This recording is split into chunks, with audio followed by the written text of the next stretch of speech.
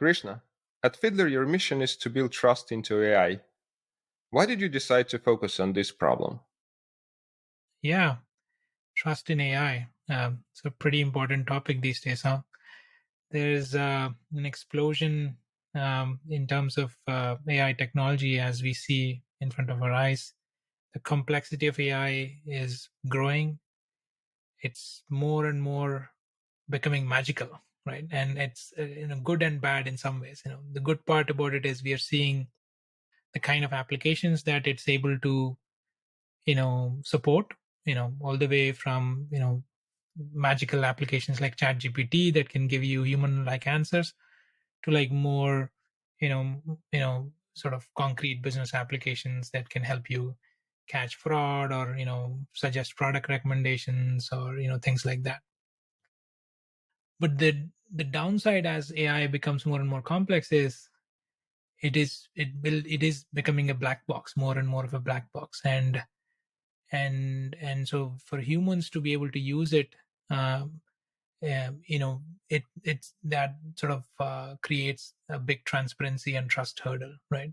So imagine, if you are a financial services institution and you want to use AI to predict credit risk scores, and suddenly some customers were denied a loan. Why? How do you know whether how the AI actually came to that conclusion? Or if you have flagged a bunch of transactions as fraudulent, why were they classified as fraudulent? Or if a chatbot is producing certain content, how did it actually get that content? So those are all the questions that we get as humans, because at the end of the day, human beings as a species, we were able to scale this far because we were able to you know amplify trust amongst people. 1 billion people in India can be governed by one single person. It's in the world operates with trust, right? Hundreds of thousands of people can go and watch a soccer match, without having any problems, because there is an inbuilt etiquette and built trust assumptions. So that's where we need to. That's where the problem of transparency around AI and machine learning comes to, because as humans, we need that to be able to use things in our daily lives. And speaking about black box, one of my friends said that the deeper you go into the way the AI system works, the less you understand about how they work. Oh, that's at least his impression. And he is working on AI systems. So that's his bread and butter. I think it's very interesting problem. And it definitely never existed before. When we were writing algorithms to solve problems as a computer code, we always knew how the algorithms worked, or at least we could kind of go debug them and find the places where the problems were.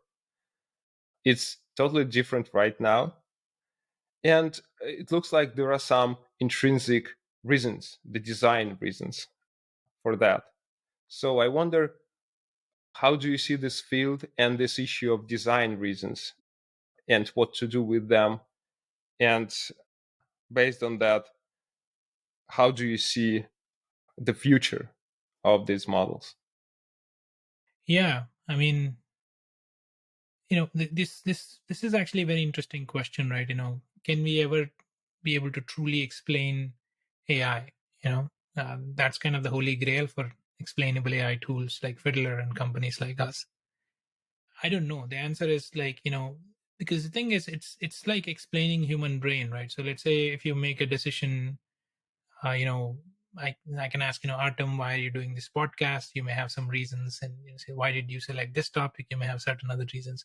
So I can go on asking hundreds of questions, and so the more I ask those questions, the more I know about you, right? But I never truly be able to know how you arrived at those conclusions of coming up with this podcast and whatnot. But I will be able to develop some intuition around why you're doing certain things. And so the core purpose of explainable AI is to create that intuition, eh, develop that intuition amongst humans. You're using the AI products to understand to some extent how it's working. And that gives us comfort, that gives us ability to trust, that gives us ability to use the product. This is definitely better than no explainability and complete black box, right?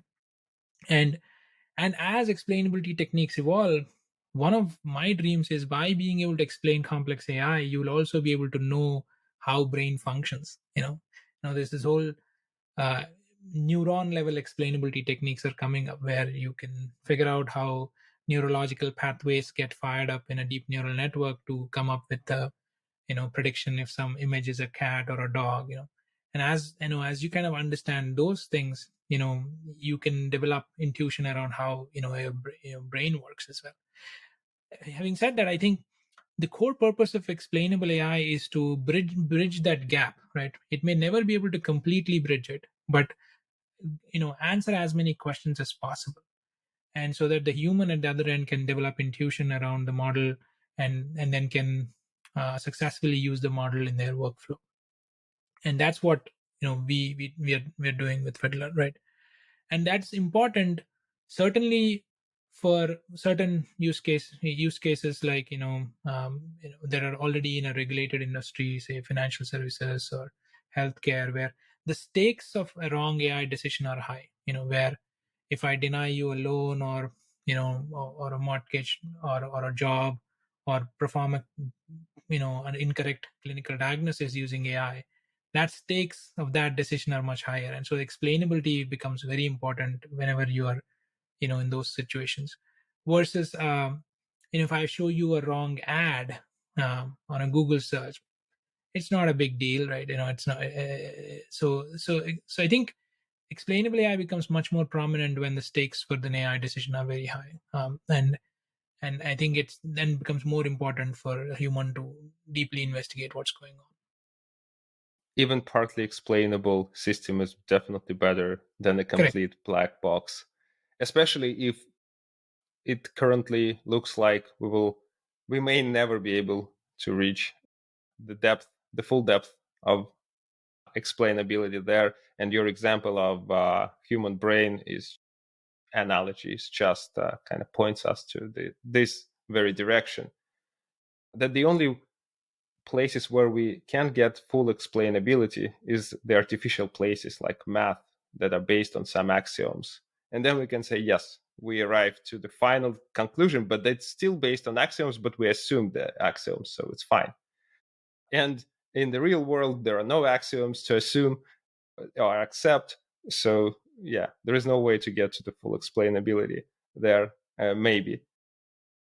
Absolutely. That's where the user experience of providing this interactive explanations, because one question will lead to 10 questions, and then how many questions can you answer? That's where it's become so important, so that the user can ask many questions and develop that intuition. Talk about how you approach explainability. So we understand that it's by design, it's impossible to get to the bottom of it, but it's better to have some level of it. So how do you go about getting that depth of insight? So it actually is funny. It starts from the how it kind of relates to the story of how we came up with the name Fiddler. We believed from the beginning that this interactive explainability is the way to go about answering questions and asking more and more questions. So we believe the ability to give the user to fiddle with the various inputs that the model might be seeing. Fiddle with the text if it's a text classification model, fiddle with columnar data if it's a model that is looking at structured attributes, where you can change values of it, add and remove words, or increase income variable, or reduce debt and see like the new credit score. So being able to ask a lot of counterfactual questions, and seeing how the model reacts, is actually a very good start to think about explainable AI, right? And then a lot of the algorithms that we implement are based on that foundation, where you're perturbing the input space and trying to change the inputs and see the reaction in the outputs, see how the other inputs are relationship with the outputs are changing, and then using sort of axiomatic algorithms like Shapley values to come up with you know input feature importance for each model prediction, right? And so it starts from that base layer where uh, you have a black box AI system. It is taking a bunch of inputs. Can I fiddle with these inputs and create lots and lots of perturbations and see the changes in the output, and then come back and attribute some sort of a marginal impact on those inputs? And so that's how we started. So today we've supported Fiddler both axiomatic, attribution based explanations where you should get feature importance of this attribute is this much. You can also change that variable value and see how the model reacts to it. So that way you can keep asking more and more questions and start being more comfortable with the model. So it automatically feeds into the model all the perturbations. So, for example, financial services, it would supply it with large number of different credit applications, and it will try to see how the model assess different types of applications depending on different parameters, and develop the overview for the team that's running the model, so they can look at it and say, yeah, these are the right ways to react to the changes of these parameters. But when these parameters change, it should not affect the decisions that way. Correct. Correct. And so there is a nice uh, axiomatic sort of algorithm behind the scenes here. I can go into it a little bit. So this person Lloyd Shapley was researching on cooperative game theory in 1950s, right? So the problem he was trying to solve was, let's say two players A and B start, a company, and the company starts making profit. Now they want to decide how do they split the profit amongst each other. And the question was like, how what is a fair and appropriate way that you can split that profit? Now, so Shapley suggested that if you run a simulation where A started the company first and then it started making some money, and then B later joined and then the profits improved, then like the marginal contribution, right? For A and then B joining later. And then if you can then simulate it so that if B were to start the company first and A joining later, what would have been the outcome? And then what you then can do is, for each of these simulation, you take across all of the simulations, you take an average marginal impact of each player. So in both cases you take the marginal impact of A, in both cases you take the marginal impact of B, and he called that Shapley value. And so there he proved some really nice axioms behind it. And one was, sort of, if the Shapley values of A and B, if you add them up, they basically should come up to the total revenue that the company was making. And if both had equal contributions, they would get equal Shapley values. If one had near zero or no kind of a dummy contribution, then they would get a zero Shapley value. So so that was really beautiful and actually got a lot of usage in various different domains, including elections and economics and various different places. And recently it found its application in machine learning, where in this case, the model is the game and the model's prediction is the score, and you're now trying to attribute how you split that model's prediction in terms of what is a fair and appropriate way, which of the inputs have influenced that to how much. And so the Shapley value of each of the input becomes the attribution. So if you have a model, let's say it's looking at income, previous debt, and loan amount that you're requesting to come up with a probability to accept or reject a loan, then that probability can then be attributed to these things. Say, if the probability is, let's say, is low and you're denying the loan. Now you can say 20% of that probability is coming from current income, 30% is coming from previous debt, 50% is coming from loan amount. And so you can then come up with like this attribution. The nice thing, because you're running these simulations, is it's taking into account the interactions between those features.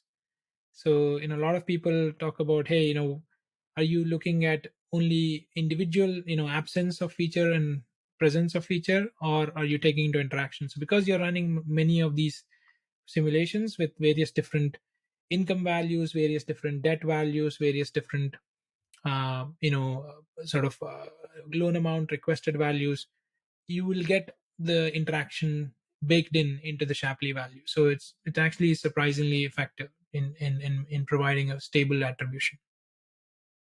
Let's try to bring up an example maybe to illustrate the usefulness of that. So how, for example, say I'm in again any type of company, financial company, or choose whatever you want, and I used to run my model, say, without the insight into the one that we just discussed, into the Shapley values, or the relative kind of contribution of different parameters. And now I have this insight. So what kind of things I will change, or I will realize at least, Yeah. based on that? Yeah, absolutely. So let's take this, same credit risk example, right? So these days fintech companies, in addition to all the standard data that I just described, they also have a lot of unstructured data. What previous credit card transactions that you've done, or your social media profile, your LinkedIn profile. A lot of those things can go into the model to decide the credit worthiness of this individual, right?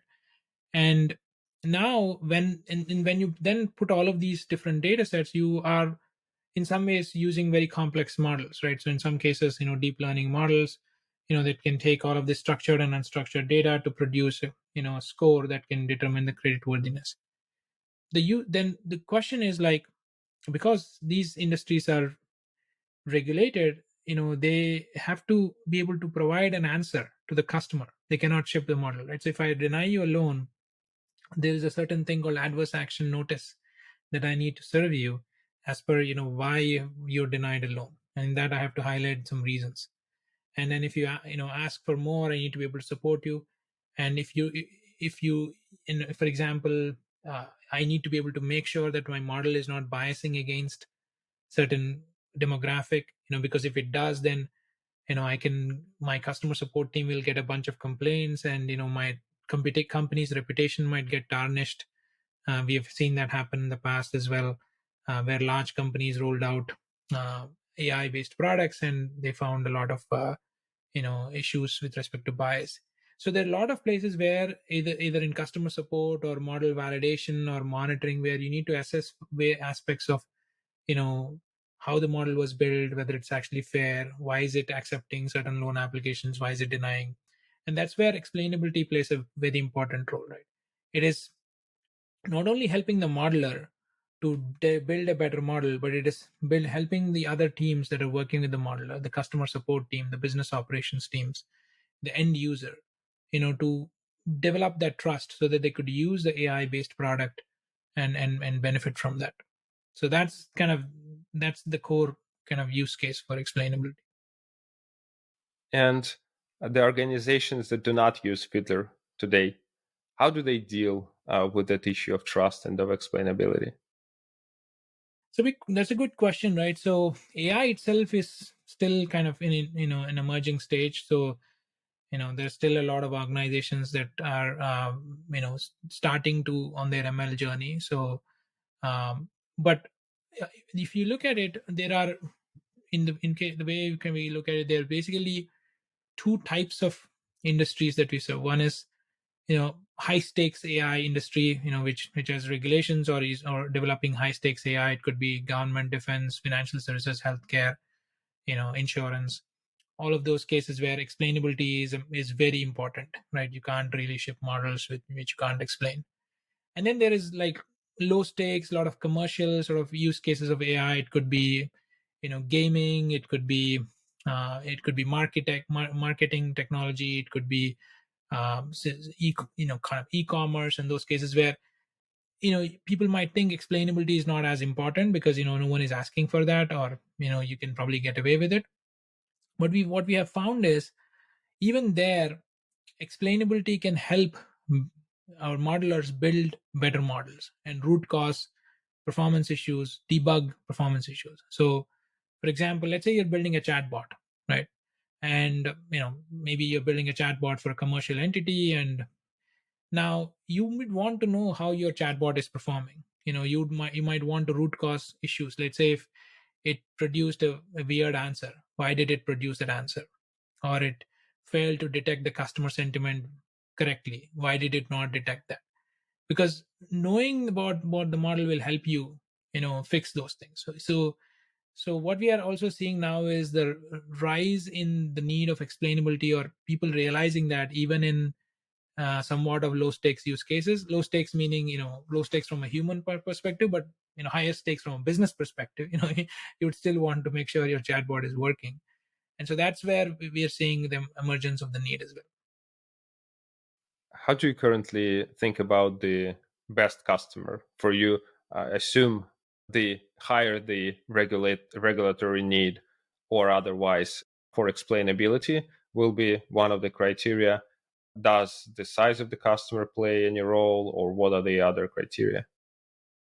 Yeah, so because Fiddler is a combined offering around model monitoring and explainability, we serve both types of customers. So for example, at the from a long tail perspective, any customer that is deploying machine learning models to production is can or could use Fiddler to just monitor their performance of the model. So at a basic level, the bread and butter use cases, I have models running in production. I want to monitor them, and I want to understand. I want to get alerts when performance deteriorates. I want to know when data quality of my features is poor, so I could go and figure out what's going on. That's the basic bread and butter use case for us. And then explainability and fairness become important the more the stakes of the AI use case are. So especially if, as I said, if it's a financial services company or an HR company or a healthcare company or a defense organization where the stakes are higher for or for a bad AI decision, then you get into these things. But what our goal, our hope is that we can increase sort of the coverage of that, because people are now talking about responsible usage of AI, right? But what is responsible usage of AI at the end of the day? What does it talk about? It talks about that your data, your protected data, needs to be, separated, right? You have to you have to respect customers' data privacy. You have to provide some sort of transparency into your AI. You have to make sure your models are reliable, and you cannot discriminate, with your models, right? Now, that is essentially all the things that we just talked about. So if anyone wants to build responsible AI, they need to have monitoring, they need to have explainability, they need to have fairness assessment of their models. So the good news is, as companies think about embracing responsible AI, they will automatically embrace explainability and in their model workflows. That makes perfect sense, and that makes the market size each and Much every larger. company Correct. eventually, because each and Correct. every company eventually will use AI in one way or Absolutely. another. What are some of your favorite case studies of Fiddler implemented at your customers, and what kind of impact on your customers you saw? Yeah, we have two kinds of use cases that are my favorite. One is like basic, you know, bread and butter production model monitoring. The quickest value that we have seen, at least from two customers, one was an early HR company, and then a recent fintech company, was the moment they plug in Fiddler, they they can uncover data quality issues that may have been lingering along for a long time. When you have lots of models running in production and your feature pipelines are generating data for them, and you are not monitoring your models, and the pipelines break up, and no one will know the impact of that, right? And immediately, right? So one of the things that we have seen was, when this HR company we worked with a few years ago, they once they integrated Fiddler, they were able to quickly know, like, the features that were broken from the alerts that they were getting, where, like, we Fiddler automatically figures out feature quality issues, like if a feature is sending null values or missing values or range violations, type violations, schema violations, lots of different things, automatically detects them and sends alerts that hey, your features might be broken, you can look at it.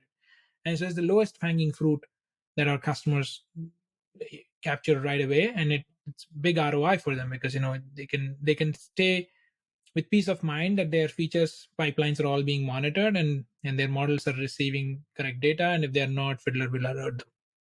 So that we see quite common across the board. Recently as well, a fintech customer sent us an unsolicited note that they were able to catch this one variable that their marketing team was logging that was actually incorrect, and it would have taken them weeks otherwise, because the models deteriorate slowly, right?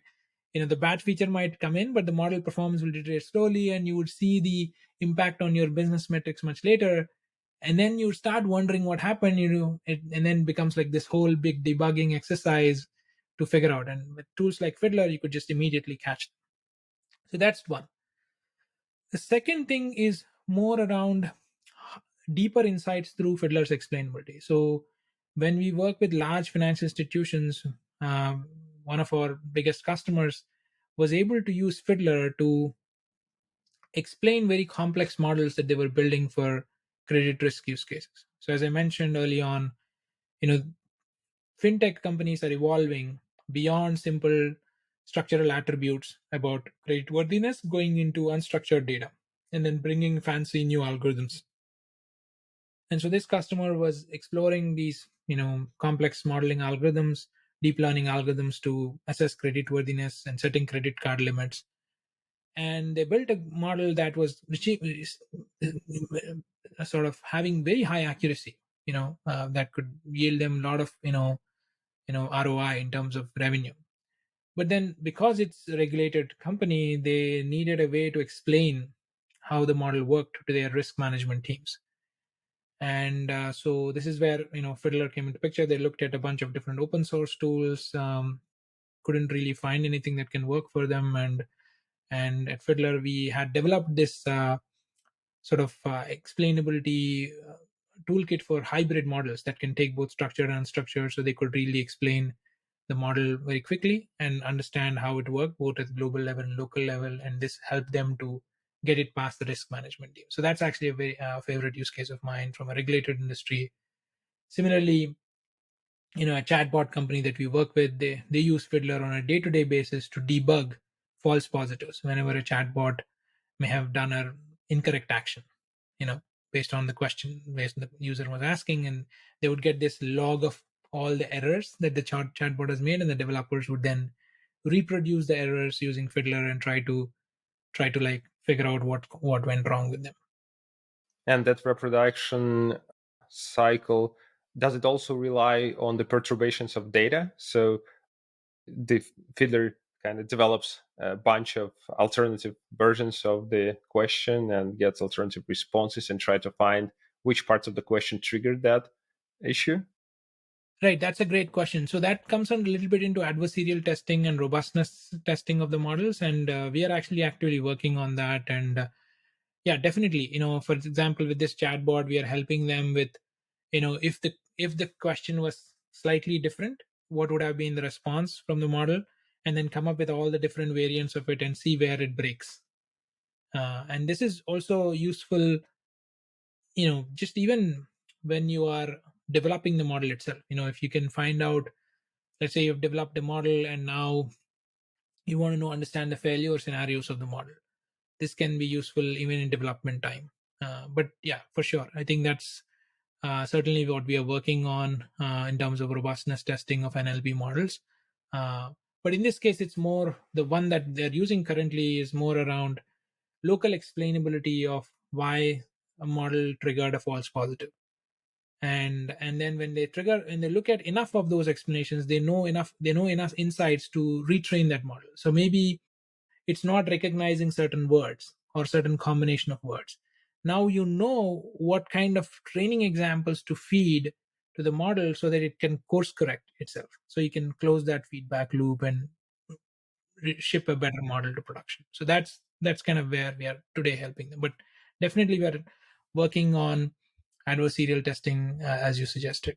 Yeah, adversarial part of it is very interesting, and the bias part of it is very interesting as well, because you can obviously perturbate the data in a specific way to introduce a bias in the data, and then see if the system actually picks up on that bias and start behaving differently in the ways where it should not.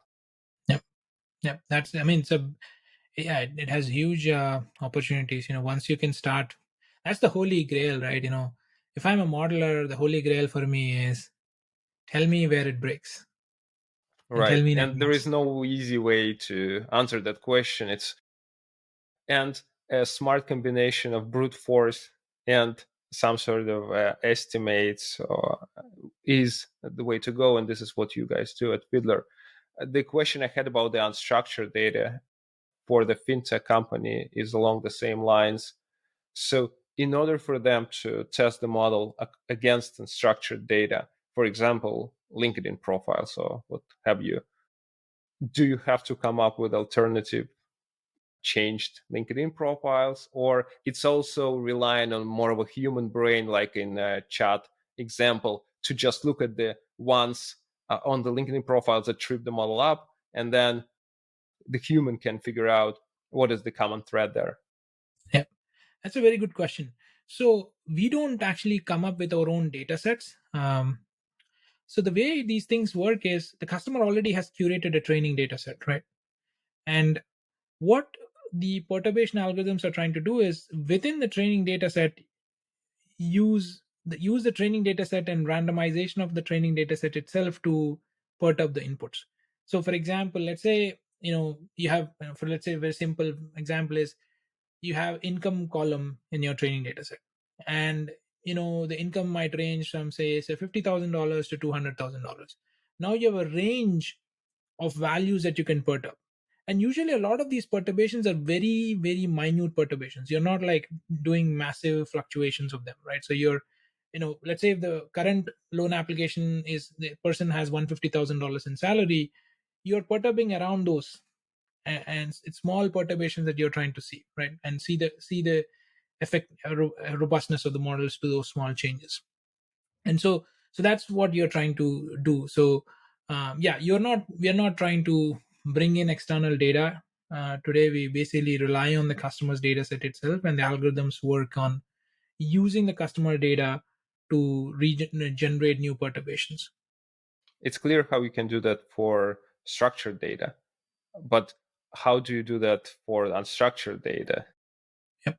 So for look, an unstructured data could be a bag of words, or it could be vectors of things, right? And so there you are basically replacing and adding and removing words, and sort of like you're trying to like use the existing data set to replenish those things, right? So um you're yeah, so that's kind of how you would go about it. If it's like an NLP text, like what words you can add and remove from your corpus, and you're doing that. And you can also work, as you, I think, alluded to, with embeddings. So Correct, exactly. embed unstructured data and then perturbate those embeddings. That's right. Makes sense. What were the some of the most important challenges that your team had to face and overcome to build Fiddler to the current level? There were two challenges. One was when we were developing model explainability, we realized that models don't come in one format, right? And it's still there are a lot of different formats. You have TensorFlow, PyTorch, you have Spark, you have scikit-learn, so many different formats. And models also have different algorithms, right? You have you know within neural networks you have different algorithms, tree based algorithms, forest based algorithms. So coming up with a pluggable model explainability engine where our concept was bring your own model and we'll explain it for you, right? So that was the concept. Now how do you build a platform that can digest all these different models and create a unified interface of explanation? So we had to solve technical challenge there, and also product challenge. The technical challenge was building a platform that can execute all these runtimes and execute explainability algorithms against these runtimes, and being able to support these things. And and dependencies can change. I can have TensorFlow 2.0, you can have TensorFlow 1.0. We can be both in the same organization. Now how do I use a single Fiddler platform for both? So those are all the technical challenges. Product challenges is like, how do I display explanations in a way that I'm not we don't want to become a professional services shop where we are creating an explainer for you every single time, right? So the way we went about there was we said, okay, instead of looking at the modeling algorithms, let's actually look at the data types. So let's actually look at, okay, what kind of data types do we have? There are only a small number of data types that exist today. There's structured data, which is basically tables. There is unstructured data. Within that, you have text, images, and I guess, like, as you can go on, speech, video will come later, but like, so that's pretty much it, right? So then we said, okay, can we build a single interface that can we can use to monitor and explain models for structured data set? That solves like 80%, 90% of the structured models, right? Your fraud models, your churn models, your pricing models, your ranking models, all of those models are structured tables. So you can have one single interface to explain them or monitor them. Same thing with unstructured, right? So your sentiment detection models, your so chatbot model. So that's kind of how we went about it. And so that made the platform development from a product perspective simpler. And so those were the challenges that we had to solve in the first couple of years. The second biggest challenge was when we brought on monitoring on top of explainability. We needed to make it such that it can scale for really large amounts of data, right? You know Model monitoring is actually monitoring the inputs and outputs of the model. Think about, like, you're receiving a fire hose of all the features that the model is receiving, and you're then monitoring them and monitoring the distributions. So initially we went with like a kind of a push based architecture where we pre-calculated a lot of these histograms, and then basically showcase the stats. But it had some advantages, like the read time was quite fast because you could just read the stats that were already created. But it had scalability issues when we were ingesting large amounts of data, because our push based architecture mean we had to scale a lot more workers to be able to compute all of these things. And so recently we upgraded it to a kind of a hybrid architecture, but more pull, but it also has some push components to it. So in the pull based architecture, we kind of developed, sort of used a very highly scalable distributed data warehouse where all of the data can go in, and then we'll do some partial aggregates, but a lot of that calculation can happen at read time. And the nice thing about it is, because monitoring charts are not the number of the read QPS is much smaller than the write QPS. So you can scale for it, and you can cache it, and there's so many advantages that you can have. So that was like a big challenge that we had to overcome as we rewrote the monitoring architecture and made it really scalable now. This is a very important point, and I was going to suggest that it's because you only read parts of the data from time to time, but you need to record all the data always. So it definitely makes sense to move processing to the parts that make sense to process and keep the rest of the data more or less raw. Correct. Okay, those are definitely very interesting challenges and very fascinating challenges, especially when building at scale. Yeah. And I imagine scale right now is already sizable and it's going to Yeah. be much bigger in the future. Absolutely. I mean, we have customers that are ad tech companies, that are gaming companies that score models at really high speed, and so we have to record billions of events per day and be able to monitor those things. So yeah, so this new monitoring system is able to scale for that. Okay, let's switch to the origins of the company, and maybe we'll start even further with your journey. So you spent time at Microsoft, Twitter, Pinterest, Facebook, basically the who's who of tech.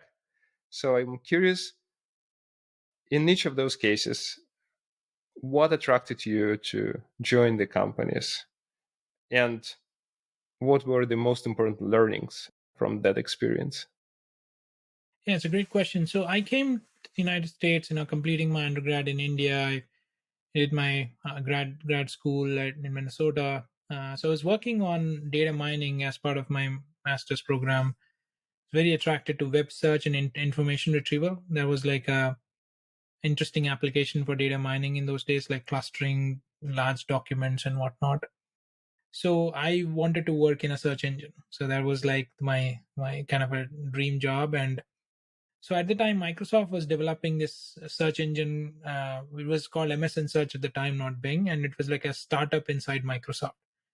It was like 25 engineers and a small team that was developing it. So it was really attractive, to us to work on that, and had the opportunity to join the team early on. And I stayed in search for 6 years. A lot of my technical background comes from working in a search engine, right? So worked on crawling, indexing, ranking, built features like auto suggest, and things like that, auto complete. So it was like a fun experience.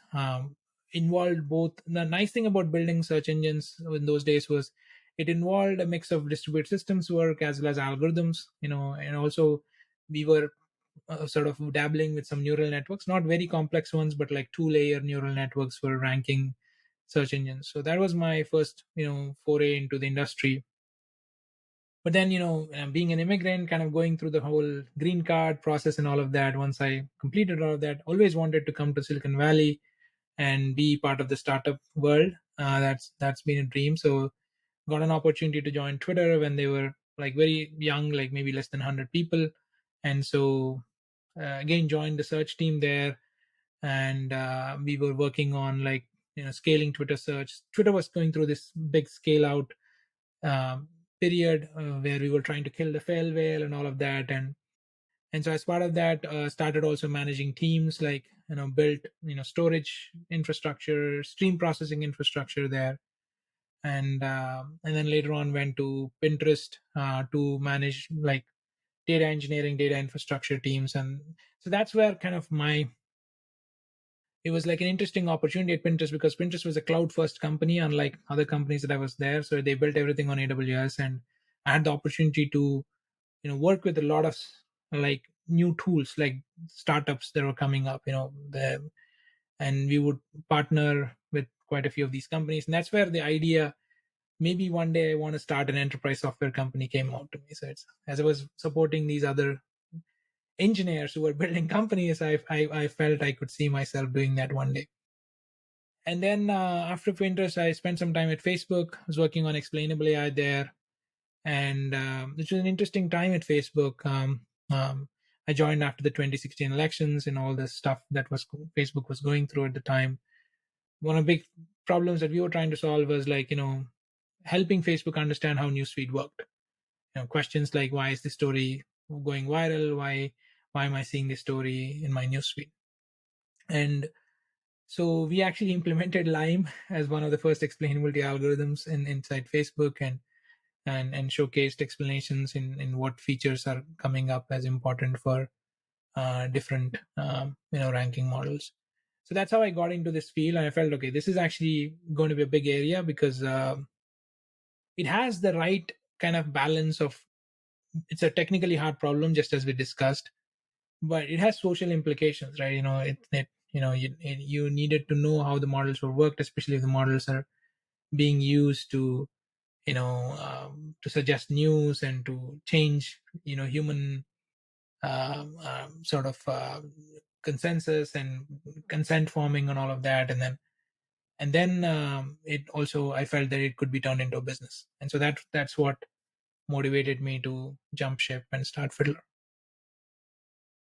This is a common thread and very interesting development from that those early days working on search all the way up to ranking algorithm, news algorithm is still kind of a search problem. You search for the best item, the next item to serve to the user. And so you kind of carry this search through all this career, and now helping other companies build better algorithms.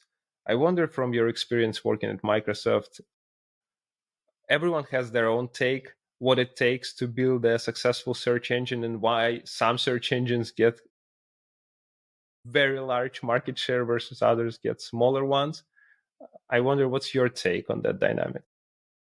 Yeah, I mean, we realized it quite quickly into Bing. So Microsoft, the strategy was, we Microsoft invested a lot in research and development. So Bing technology was very, very advanced, in the sense we were productionizing two-layer neural networks, RankNet, Lambda Rank, like some very advanced search quality algorithms, whereas Google at the time, to our knowledge, was running much simpler algorithms. But the reason why they were able to do well on long tail queries was they had more data, and the secret was toolbar, right? So Google had this like toolbar installed on every browser, and it captured all the queries. So as the more queries were used, it became this kind of rich get richer, self-fulfilling prophecy, where the more queries that Google would get, the more it was able to answer long tail queries. And so the data sort of having large amount of data, having higher quality of data at the time, in those days, really gave them an unfair advantage over Bing, which was, even though it had superior technology ranking wise, it couldn't really do well on those long tail queries.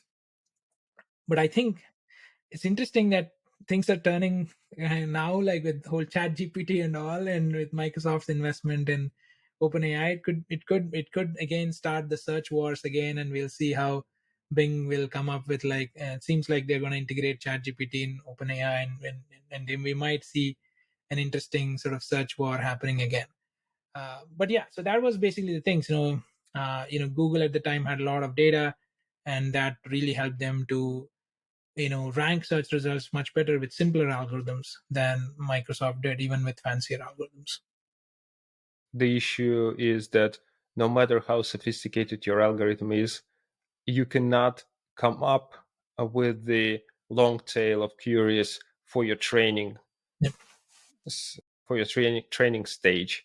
So you cannot train your algorithms to deal with that long tail, and they will not perform at the level of quality needed during the inference. Data quality is definitely super important. Although now things in terms of size of the data, things seem to be changing a little bit. Now there's like one shot learning, zero shot learning algorithms that claim to only see a small amount of data and really produce amazing results. So we'll see. I mean, because I mean, there's obviously they're relying on some foundational models which were trained on large corpuses of data again. But yeah, I think at the end of the day, I mean, data quality is fundamentally super important, right? You have the higher your quality of the data, the more likely your model is going to do better. So that's just like that's the golden truth. A few more questions about the way you've built Fiddler from the ground up. Now you have this idea, have this insight that it's going to be such an important field.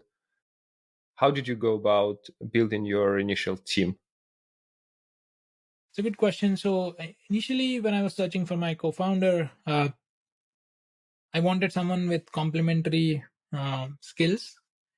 Since I was coming from engineering, ideally someone from product or business, and then I wanted someone who had startup experience, founding experience, because I didn't have much. I had startup experience, but not founding experience.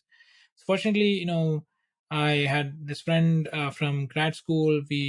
We sort of graduated together, and he was a product manager at Microsoft, and then went on to do a couple of startups, had good exits with, like, PayPal and Samsung, and so we hooked up, and I pitched him the idea, and sort of he was excited enough to, he was basically seeing some similar challenges, not at the scale of Facebook. At Samsung, they were basically struggling to ship a model. They didn't have a lot of good experimentation frameworks to know which model would work for their customers, and so they were basic MLOps challenges they were battling, and so he was seeing it from a product perspective, so he was excited enough to join us.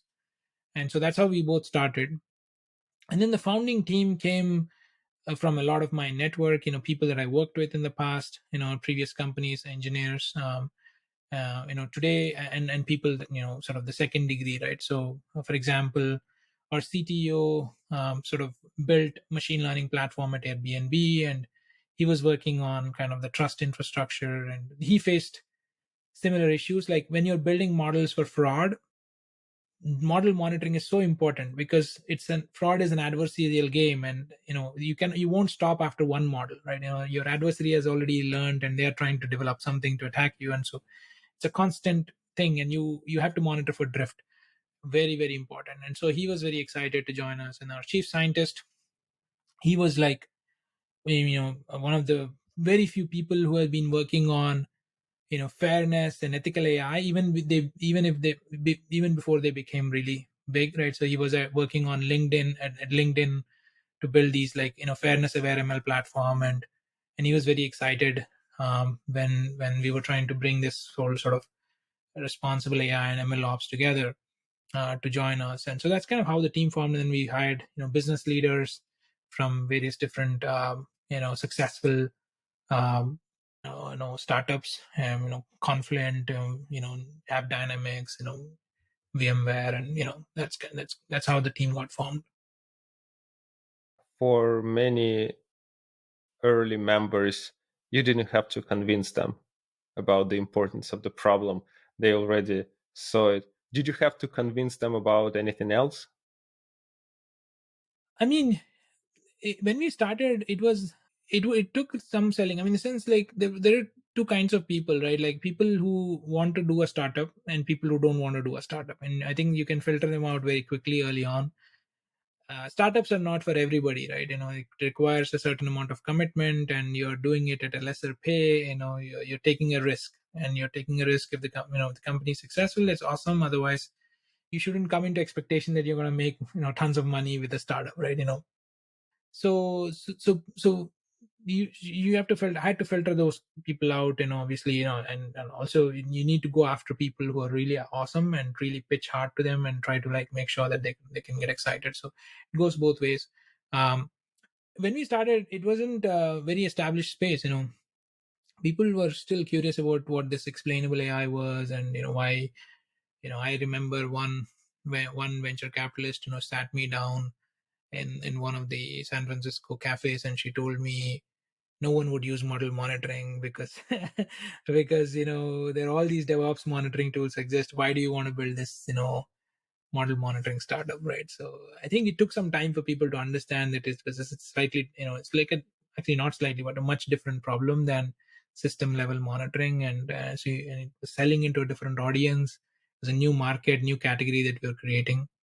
And so that's how we got started. Yeah, convincing that there will be a market is always hard because, frankly, very few people can actually know it for sure. Will there be a market or not? But yeah, the people who had the first-hand experience with the issues and actually knew that any existing tool, MLOps tool, is ill-fitted, definitely is a good bunch of people to find your early team members from. And in terms of investors, speaking about them, so obviously that conversation probably didn't lead to successful partnership. I did not, yeah. But how did you go about raising your first critical capital to build up the system before you could prove that there is this huge market? Yeah, I mean, I think we went slowly, right? We started with like a small seed investment, and we we pitched to companies who were, basically, who were interested in partnering with early stage entrepreneurs and early stage ideas that may not have market today but will have market later. We sort of went to Lightspeed, and Lightspeed was a pioneer in investing in a lot of enterprise companies that became very successful. Especially, we were like, we used like this phrase, like, we are building the app dynamics for AI and machine learning, right? And it's like, hey, eventually machine learning is going to be this transformative force where new applications will be built around AI and machine learning, and you need a new kind of monitoring service to monitor all of those applications, meaning models, and to and sort of and make sure that those apps are being built properly. So that, I think, that really hit it off with them. We also came with like a credible background that we were working on these things there, and so I sort of gave them enough confidence to trust us and kind of partner with us. And then once we got Lightspeed, and then Lux Capital joined us later, like a year later, and kind of led our Series A. And then I think the real South by Southwest moment for us was when the whole Apple credit card issue happened late 2019, right? So the whole industry exploded. Everyone became aware of the risks that AI carries, right? There's this whole sort of thing where even Steve Wozniak went on Twitter complaining that he and his spouse got different credit limits and all, and when people were complaining to the customer support, they were getting answers like, I don't know, it's just the algorithm. So it just opened up the entire thing, right? So models needing transparency, fairness assessment, continuous monitoring just became front and center. So that really gave us a lot of traction, and it started getting traction in 2020 with starting with financial services companies, because everyone obviously saw the news of Apple and Goldman Sachs and sort of wanted to be not making those mistakes and started looking for tools. And that's how we that was like actually a good good thing that sort of created this kind of category. And then and then after that, these things kept happening, right? So there's more and more news came that AI gone wrong kind of news, right? So whether it's Zillow case study or something or the other have kept happening where machine learning models went wrong and hurt customer trust or hurt business, and it just made the whole model monitoring explainability become from front and center. It does look like for a lot of, broadly speaking, integrity type of solutions that monitor for security or integrity of the systems, reliability of the systems, you need those adverse things to happen for the industry to start paying attention. It happened again and again with each type of cybersecurity product and beyond. So sometimes for the company in this field, it is start early, build out your product, and And wait wait for something for like the right that. moment to happen. Yeah, Right, right, because you exactly. cannot start when the moment already happened. That's right. You will be you will by that moment already late, miss the boat. Yeah, so you have to build it in advance and then hope for the moment. Okay, sounds good. On your personal journey note, you are part of specialized types. I wonder what it is and how did you get involved? Oh, that was it was basically kind of a group started by ex Twitter engineers. When a bunch of us, like after the Twitter IPO, made some money. We all, there was like a group of people who wanted to pool together a set of engineers who worked on different areas of Twitter and who could become potential advisors for other startups, right? So who are solving similar challenges, maybe scalability challenges, data infrastructure challenges, mobile. How do I build a mobile app? How do I create data analytics? So that's how it got. So it was started by three ex Twitter engineers, and as this group that would, it's sort of like a micro VC in some ways, and they would invest in small amounts in startups, and the carrot to the startups was say, hey, you have these people that are ready to advise you.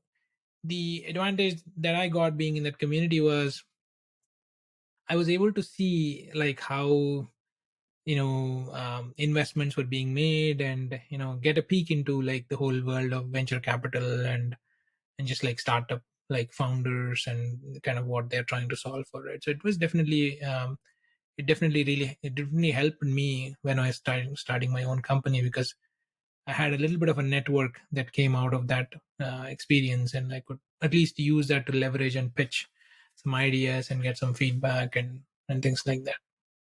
You're less involved in this right I am now. less. I'm like a member. I'm not the founder of this thing, but yeah, the three friends of mine started it and still running it. I think one of them is still running it. Gotcha. Now, from that experience and also from your own experience of building and running company, what would be your advice to entrepreneurs starting an AI powered business today? Yeah, that's a very interesting question. It's also specific to AI powered business. I mean, the good news is AI has gotten into the consumer mind share, right? Like, thanks to, you know, thanks to all the news, thanks to tools like ChatGPT, like everyone, like regular people are now talking about AI, and they are now seeing that it can be magical. It can be, it can actually make things that you did not expect it would do. So that's from the outset, it's actually a good time to start something that is AI powered.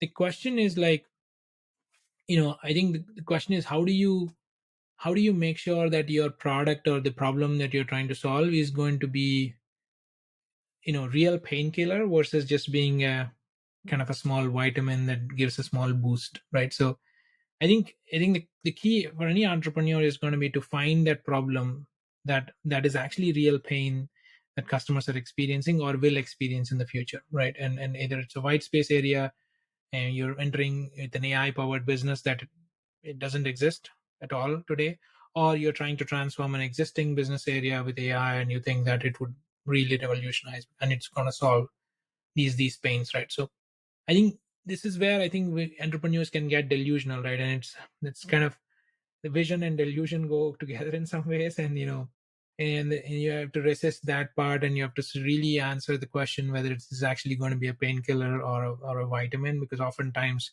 a lot of tools become vitamins. They're nice to have, and especially in this type of economy, it's going to be hard for people to buy their tools or buy anything that is nice to have. So I think focusing on making sure that you're solving a real pain point, talking to a lot of people, talking to potential customers, I would advise a lot, to learning their pain points and problems is so important.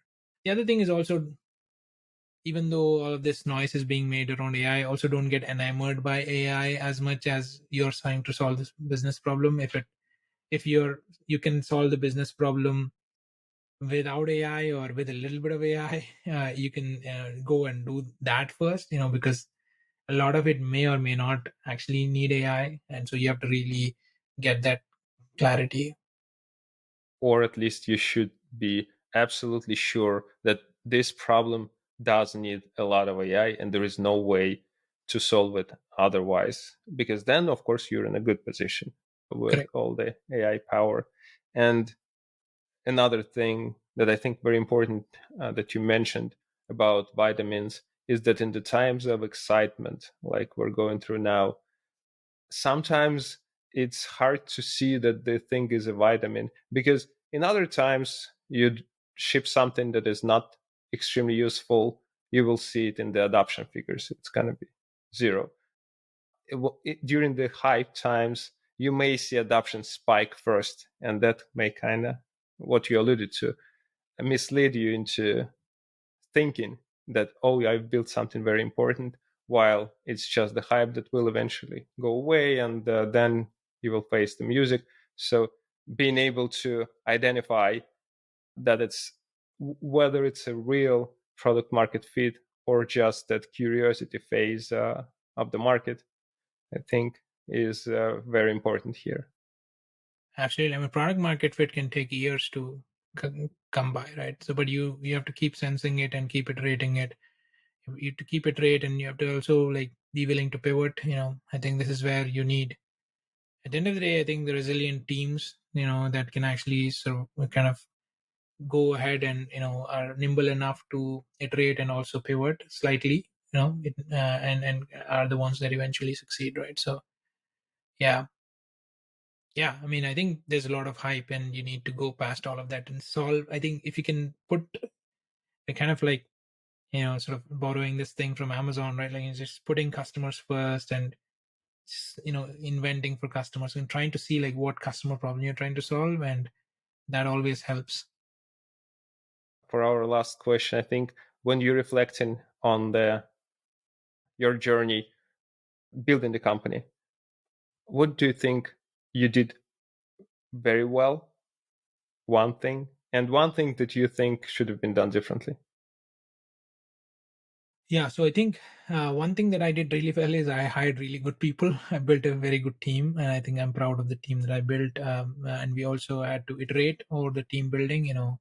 as companies go by, you may not attract the amazing talent right from the word go, and I had to iterate and kind of keep improving the team. And the team that we have today is amazing, and I'm really proud of that, right? And also it helped me in terms of, like, it gave me confidence along the way when I was able to attract other people. It also helps you as a founder, that you are now actually kind of on a mission, and you're being a missionary and trying to influence other people to join your journey, right?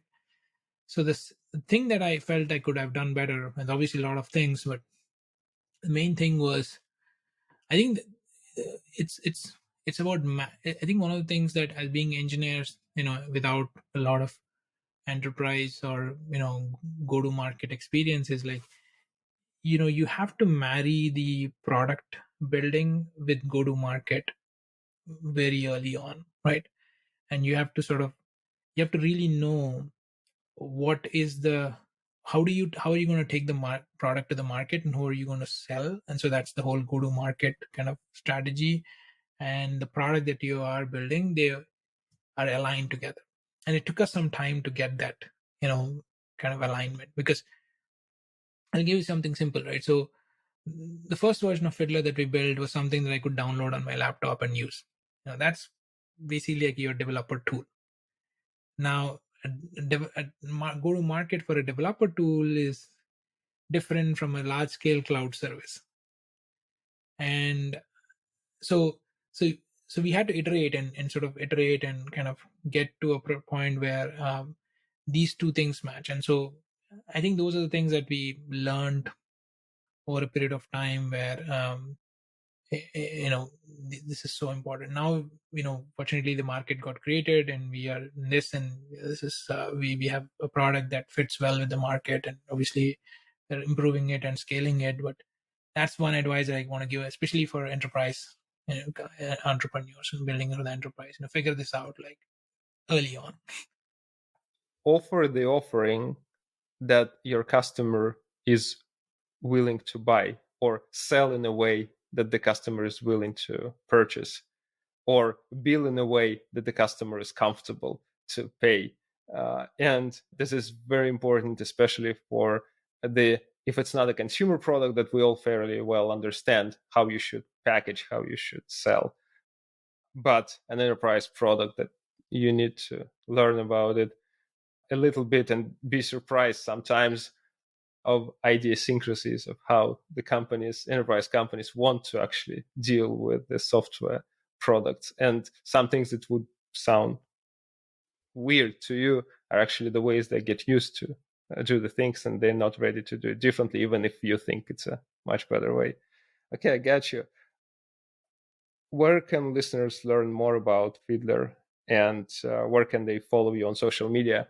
I know you're also continue to hire despite the cycle or anything. So talk about the open positions as well. Yeah, so you can visit us at www.fiddler.ai. That's our website. If you want to reach me, you can reach me at krishna@fiddler.ai. That's my email. I'm also active on LinkedIn and Twitter. You can reach me at Krishna Gade, my first name, last name together, on Twitter. Yes, we are definitely hiring. Even in this economic cycle, we're definitely growing the team, especially on the technical side of things. We are hiring, ML engineers. On our engineering team, we are hiring support engineers. We are hiring data scientists. We are those are some of the roles that I can remember the top of my head. Definitely a lot of technical high roles are being we're trying to fill right now, both here and also in India. So if we are listening to this podcast out of Bangalore or somewhere in India, we have a team in India which are we are growing as well. So if you're interested, shoot me an email, or you can go to fiddler.ai and look at the careers page. Sounds good. We will add all the relevant links to the show notes. Krishna, thanks a lot for joining me today. It was a great pleasure to talk to you.